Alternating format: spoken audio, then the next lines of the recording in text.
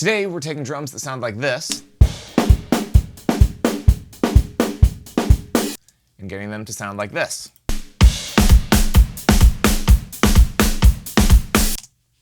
So obviously we're at the computer. I have a session open from a local Washington band called High Crime, and they reached out to me because they were hoping to get their drums specifically for some new music that they're putting out. This is not me on drums, but they had some drum recordings that they wanted help mixing. So we're going to go through how to go from that very kind of raw, dry sound to this more modern, punchy, bright, whatever sort of audio adjectives you want to use, that sort of sound. So I'm going to go over everything that I did in this, and hopefully I can talk about why I did what I did, and then you can use any of those tips for your own productions. So in any case, let's jump straight into it.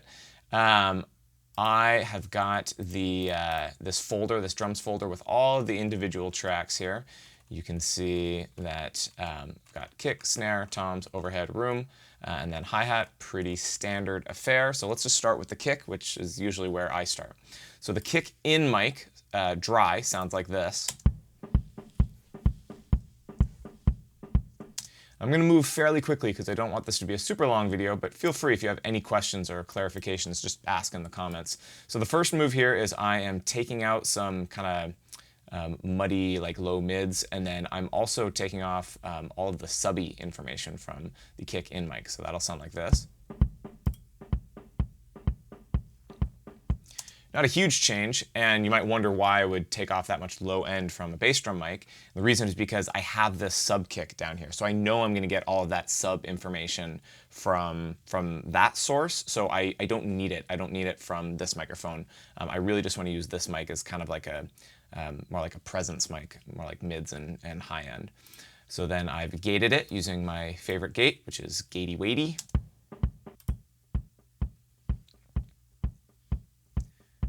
Pretty standard stuff. I've got an SSL channel. This is the Waves version, and you can see that I'm surprised, I have really, really brightened this up. This is very much a CLA move here. Just diamond that red knob there. Also adding some like 5K and removing quite a lot of 500. I'm honestly kind of surprised I did this. These are pretty extreme moves, but let's see what happens.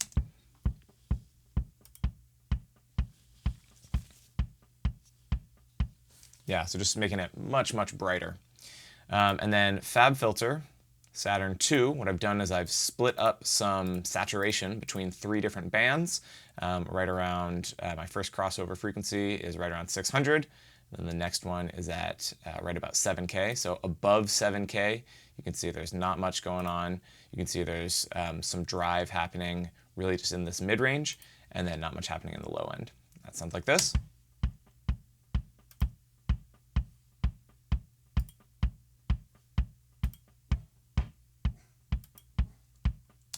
Okay, and then finally, we've got some lo-fi, just adding some more distortion here.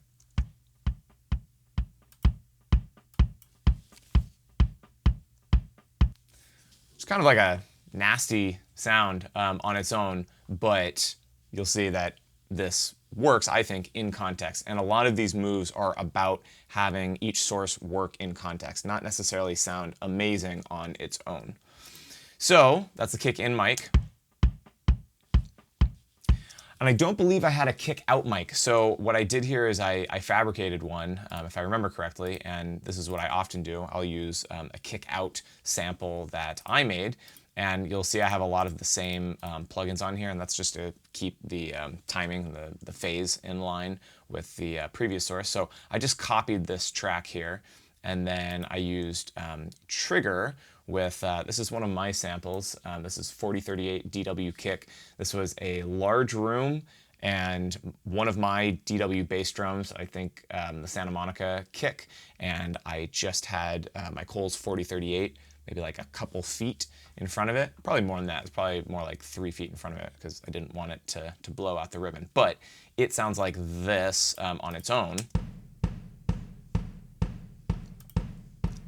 And then I added a little Saturn to that. I did basically the same move that I did up here to add some like mid-range presence.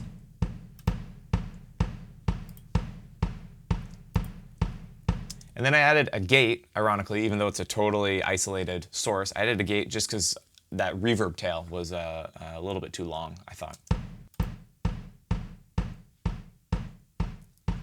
Kind of wanted it to pulse in time with the track. Okay, then for the sub kick, here's it dry.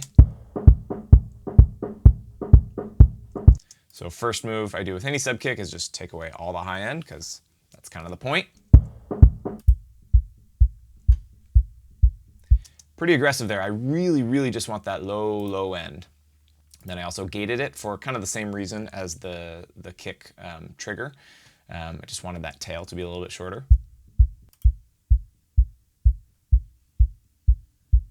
Just like this low end pulse, basically. And then I've exaggerated that by using Bark of Dog 2. This, I believe it like basically synthesizes some low end and adds it into the signal, but you can correct me if I'm wrong on that. So you can choose what frequency you're adding. In this case, I chose 52 Hertz. I will often find the fundamental frequency of the, or I'll find the key of the song and then try and match that with the fundamental frequency down in the low end. I can't remember if I did that in this case or not, but.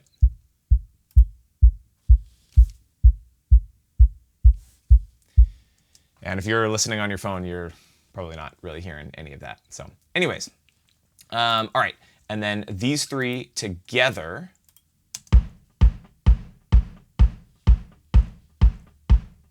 Cool, sounds kind of like a modern punchy kick. And then to all three of these signals on the bus here, I'm adding a little more brightness.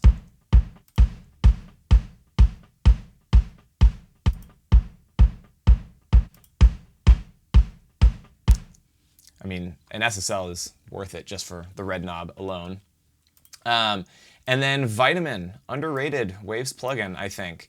And what I'm doing here is I'm adding some mid and some high mids. And this is sort of like an expander.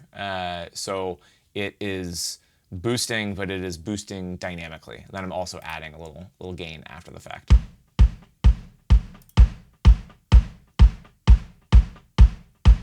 Just makes it sound a little punchier, like literally like sound like a punch. Anyways, all right, so now we've got the kick. Cool, way better than where it started. Moving on to the snare. The snare, let's listen to the snare top mic, dry.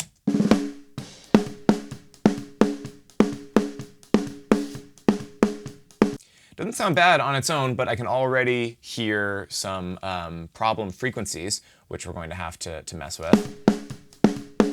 Some ringing frequencies that I think are going to get annoying. I've got time adjuster here. The reason for this is to just time it out to mess with the phase with the snare bottom mic. You may or may not have to do this. But yeah, I was just delaying it by 34 samples to better line up with the snare bottom. So you're not going to hear any difference there.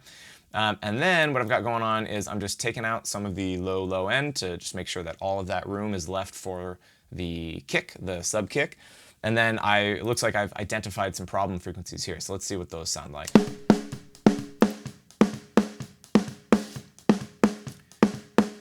So let me invert these so that you'll hear what I was not liking and trying to pull out.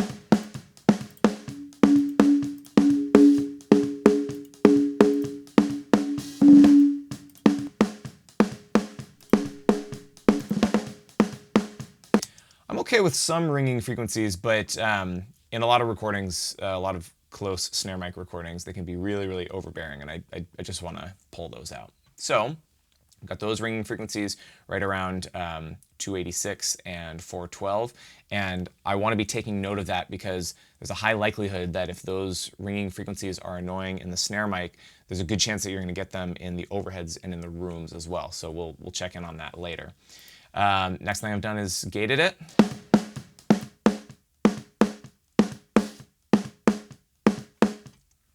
And then added some brightness.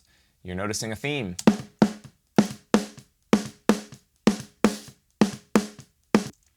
Pretty standard stuff. Okay, I'm gonna move over to the snare bottom mic here. Snare bottom, I'm taking away a bunch of low end, and then I've also pulled out one of those, actually kind of both of those ringing frequencies around 280 and then 414, same sort of thing. See if you can hear that little ringing frequency around 400.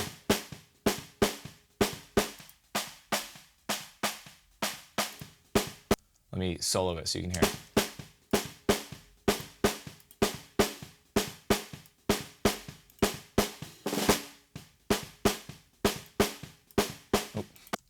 I was doing that in bypass. Okay, I was like, I'm not hearing the difference. What's going on here? Okay, all right. Well, little flub there. Anyways,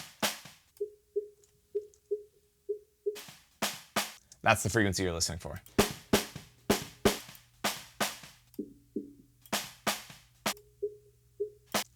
Okay, all right. With that out of the way, we got H-comp here. This is a trick I've talked about in other videos. This is a Waves plugin. I actually don't use it that much as a compressor anymore, although it is a good compressor. But I use it a lot for analog setting 3. So I turn the compression all the way off, and then I just set it to analog setting 3. And this setting has dramatically different effects depending on the instrument. For drums, it has this effect of like sucking all the life out of drums, which sometimes is a really bad thing, and sometimes is a good thing. Sometimes is exactly what you want. Guitars, it makes sound more aggressive. Vocals, it does something totally different. So this analog setting 3 is just sort of, I don't know, magic on its own. Not magic always good, but it definitely does something. So hear what it's doing to the snare bottom.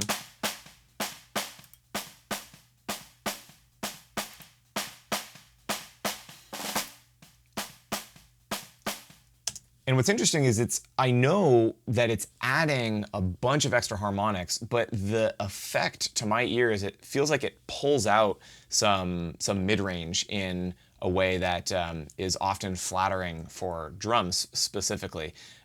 So yeah, really, really interesting, you know, how this plugin is doing what it does, or why it has the effect that it does.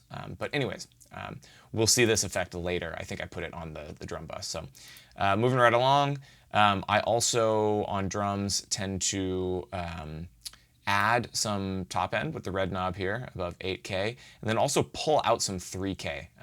That tends to just kind of shift the, if something is bright or too bright kind of in the 3K area, I like to pull that out, but then sort of make up for it by adding some top end brightness.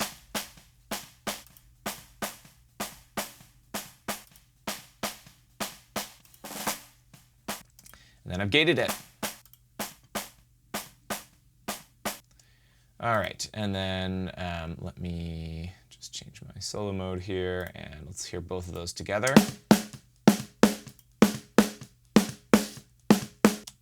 Not bad. Okay, and then I've got this thing called Snare lows, and I have used another trigger on here, and again, all of these plugins are just to keep timing in line. And what I've used here, one of my favorite tricks, is I've got this sample pack of punching sound effects that are usually used for like films, and it sounds, here, it just sounds like this. Here's what it sounds like without the EQ I put on here. And it's just a punch sound effect, and I love adding this to kicks and snares when I feel like they need something like this. And in this case, I specifically wanted the low end, called the snare lows. So I've just low passed pretty aggressively, and the result is this. Then you add that in.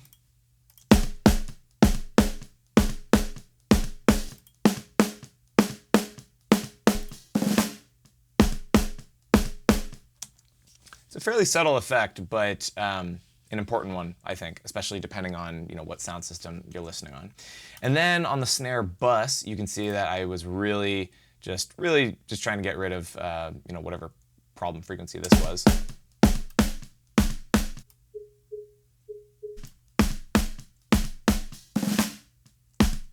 Yeah, just wanted to totally eliminate that.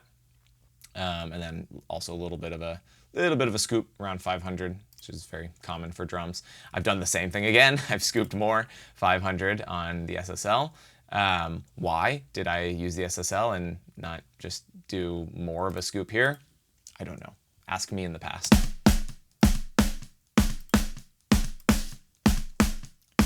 Little 1176 compression via the Waves CLA 76.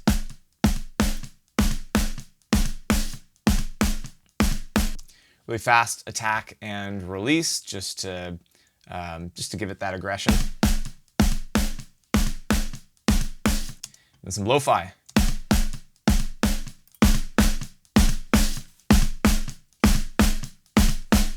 Yeah, I find that you can sometimes make the close snare mic sound pretty gnarly on its own, depending on what your overheads and room mics sound like. If they're going to sound more natural, you can kind of get away sometimes with a crazier close mic sound. So, moving right along, now we've got kick and snare. Cool. And you can hear they sound kind of fakey on their own, but they blend well, I think, with the other mics. So let's look at toms here real quick. And actually, there's only one tom being played, which is why tom 1 is muted, and the floor tom is only being played in these sections. So I've only let it play during these sections. You can see that floor tom sounds like this.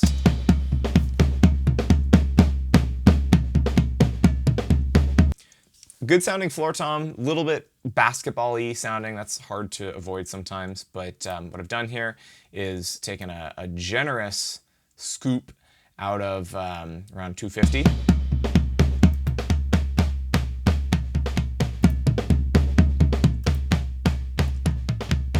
I think of this as just cleaning up. We're just cleaning frequencies up here. And then I've used sort of my cheater plugin, which is CLA drums. And this has, if you've ever used this, you know that this has a dramatic effect on drums. And it's sort of like a silver bullet if it's the sound that you want. So it gives you a very specific drum sound, which a lot of the time you will not want. But if it is that sound that you want, then it just gets you there immediately. So it'll do this.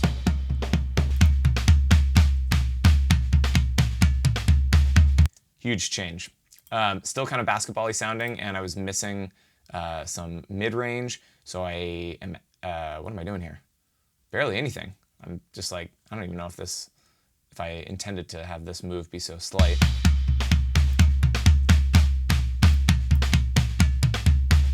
Yeah, I think maybe I decided against this, but very, very slight bump at 5.6K. And then lowering some 80. I guess I felt like maybe the CLA drums plugin was adding too much subby 80 stuff. And then I'm adding back in some mid-range that, or some low mids that CLA scooped out.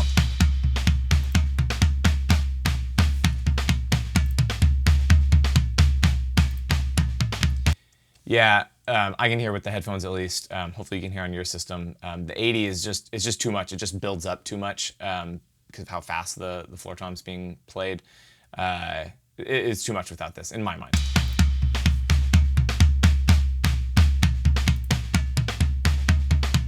This just kind of evens things out. And then Old Vitamin is back here with some mid and high mid punch.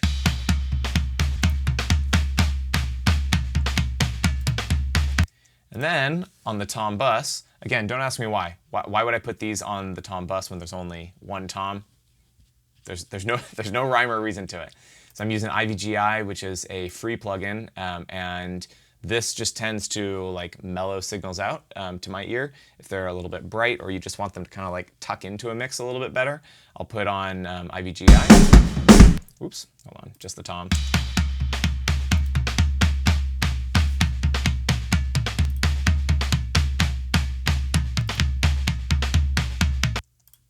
Just kind of tucks it in.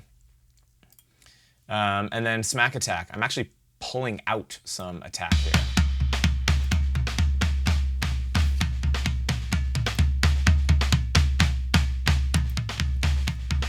This is a transient designer. I guess I felt like the attack was just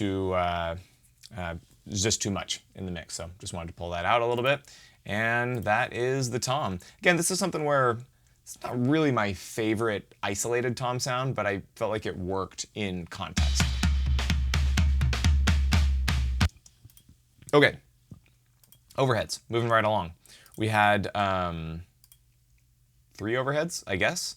I just had them panned left, right, and then I guess there's maybe like a stereo ribbon sort of situation going on. And so I just put all of my plugins here on the stereo bus. I was just treating all of the overheads basically like one source. It sounded like this.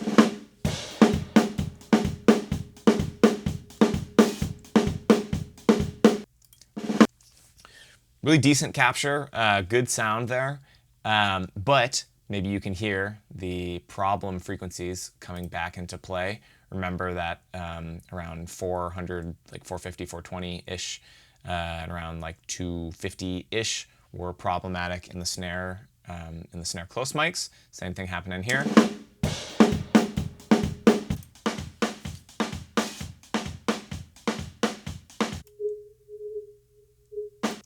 That's what I'm trying to get out of here.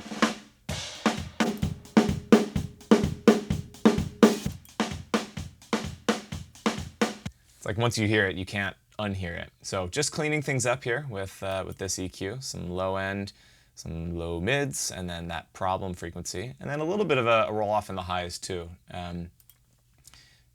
for whatever reason. And then pulling out some 500 here with the Pultec, the mid-range one.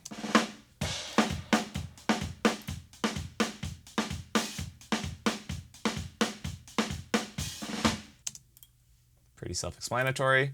And then I just wanted it to push a little harder, so I've got the API, the 2500 on here, ratio 3, fast-ish release, fast-ish attack.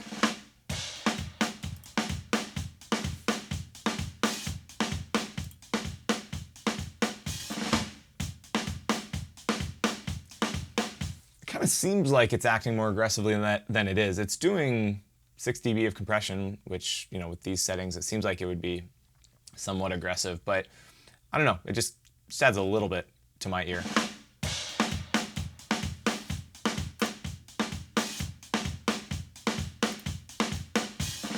Okay, so we've got overhead. Let's add those in with the close mics.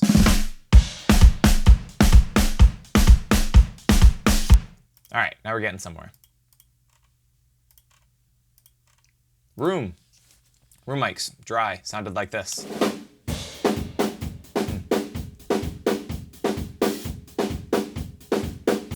Again, good room mic sound, but really cloudy.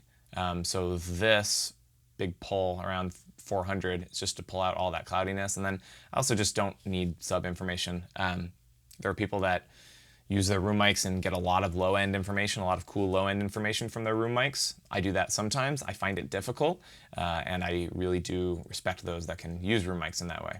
Anyways.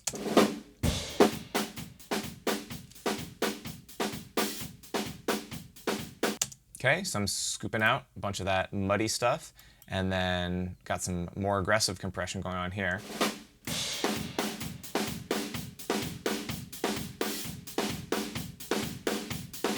Yes, that's what room mics are for. Room mics are for slamming with compression, in my mind. So again, before and after.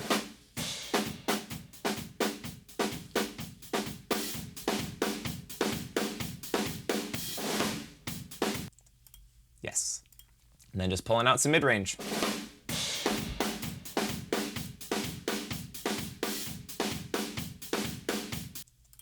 Yeah, cool. Okay, we are getting there. We are getting there. Hi-hat, here's what it sounded like dry.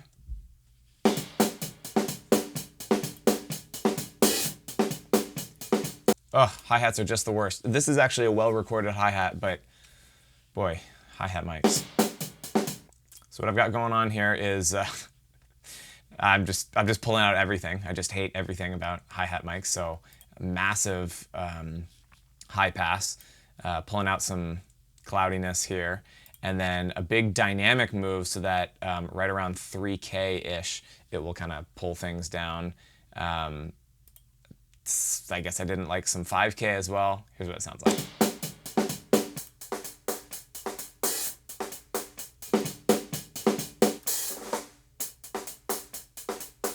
I'm really just trying to focus in on like what little frequencies in there are necessary to just boost the hi-hat in the rest of the mics. I really don't need this to sound amazing on its own.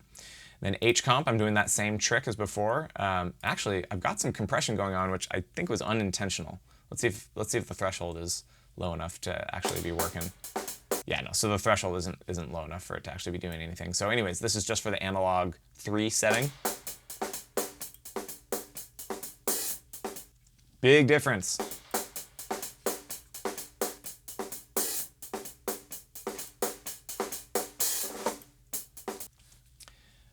So anyways, without trying to describe exactly what it's doing, I'll just let you hear it. And then Tape Mellify, I've been using this plugin quite a lot lately. This was free. I picked it up for when it was free for a minute. I think it's like $100 now, unfortunately, but still well worth it. And what I'm doing here is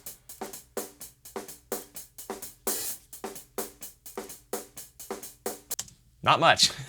Really just, I've got a 1% low pass, and then we're just knocking off some, I don't know, maybe smoothing out some high frequencies. Let's say that that's what it's doing. That seems like something an audio engineer would say, right?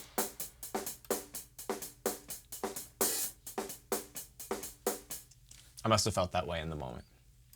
Okay, Saturn 2. Now I'm actually boosting some high end. I'm getting some really crispy above 10K here by driving just that section of frequencies.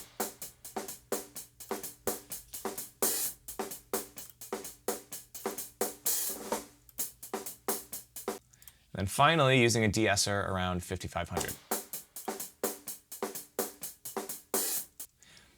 And I remember now, this is specifically just for the open hats. The open hats were just a little much without it. I think. Yeah, like those moments. So I just wanted to pull those in a little bit.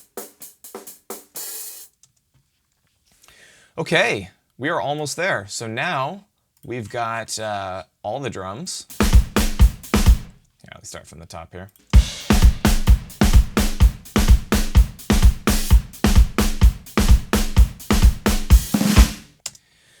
Okay, and now here I'm making some decisions that you might or might not make at this point. I'm doing this H-comp trick that I've already talked about a couple times on the entire drum bus. So if you haven't heard what effect it's having yet, hopefully here you should be able to hear it. Here's what's going on.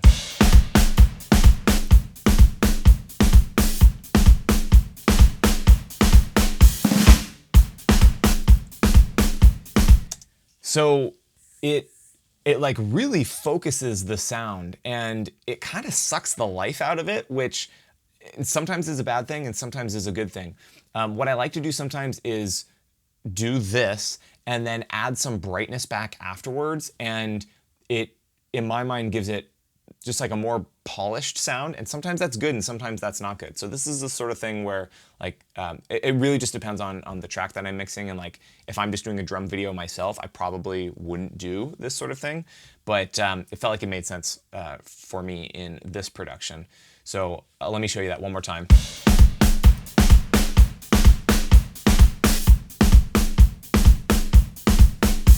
Okay, so it's really, really focused the sound, and then I'm using this EQ, which I also love, Q3D. I got this one years ago when it was free for a moment. Just adding some air, adding some top end.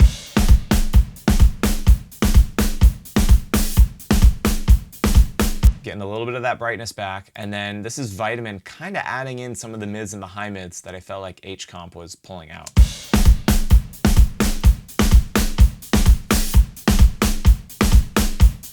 So here's the drum bus without all those three things. And with.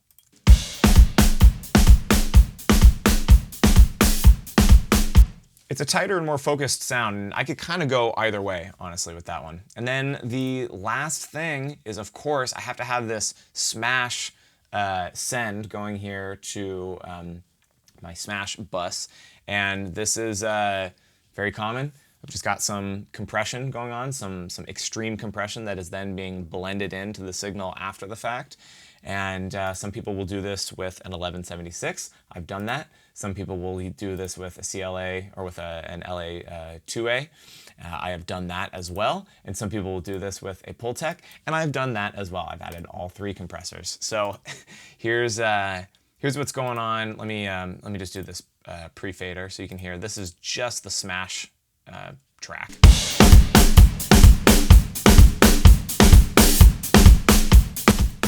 Sorry, I had these tracks going here. Here's just the smash track.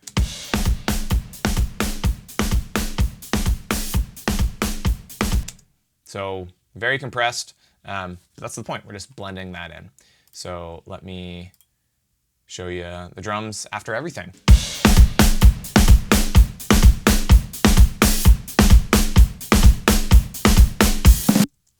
And here's with and without the smash channel.